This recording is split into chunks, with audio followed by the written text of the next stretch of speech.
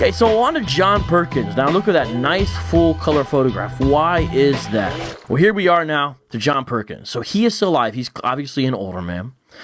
Done so much in his life. He is like a living legend. Civil rights activist, community developer, minister. He is like a living legend. And I know some people who have met John Perkins. I never met him. I think we've been at some conferences together, but I never kind of crossed paths with them or anything like that. But and they take pictures with him, and I'll see them pop up on their social media. And I'm not gonna do the whole style thing with him too, but he be rocking those hats. Dude looks pretty dope too. He kind of kicks it.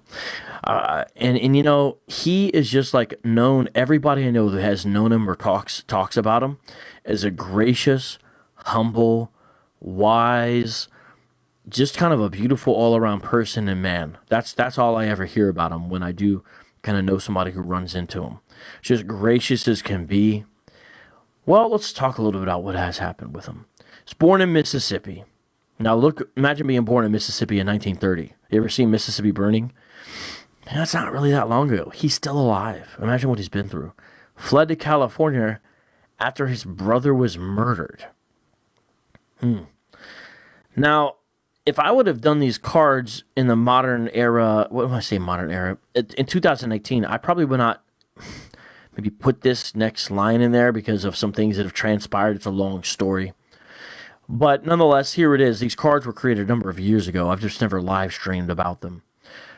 He ministered with John MacArthur, who just celebrated his 50-year anniversary at being at Grace there in California, known for being a faithful exegete and expositor for the most part, and has done a lot of good work for what you might call the Reformed faith from having a large platform that God's given him.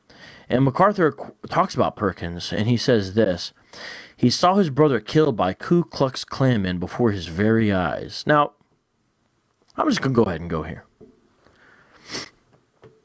Recently on James White's The Dividing Line program, a caller called in named Lenny. I may do a show about this sometime. I'm naming names here. And talked about some of the controversy that's been happening between certain Reformed folks and certain woke church advocates. I don't like those lines, but that's what's getting bandied about. And Lenny said, I have a different perspective on this. And that was an interesting comment, how he started off. And then he went and talked about how he was raised in the south side of Chicago. And apparently Lenny was white, and apparently he got bullied some and beat up and all that. And bad things happened to his brother based on what he said. And he seemed to indicate that gave him almost like a certain insight on black folks. Because then he labeled a bunch of, he listed off a bunch of statistics that indicated Lenny had a low opinion of black folks and their behaviors. I'm telling you, this is the way the call sounded to me by what he began and then what he lifted, what he went into. And there seemed to be a certain level of bitterness there, and hostility and anger and unforgiveness. And I would say, yes, racism, prejudice, and bigotry. You just listen to the call and you'll see. I say all that to say this. That's not cool, if bad stuff happened on the south side of Chicago, no matter who you are. But imagine for a minute, ladies and gentlemen, seeing your own brother murdered by the KKK, who of course would be comprised of white men, before your very eyes. Imagine that.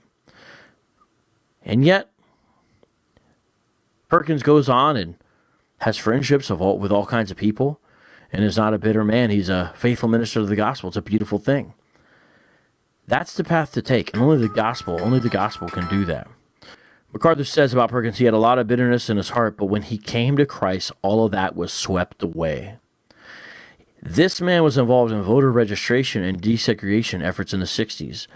Folks were still trying to not let black folks vote in the 60s. It's no joke.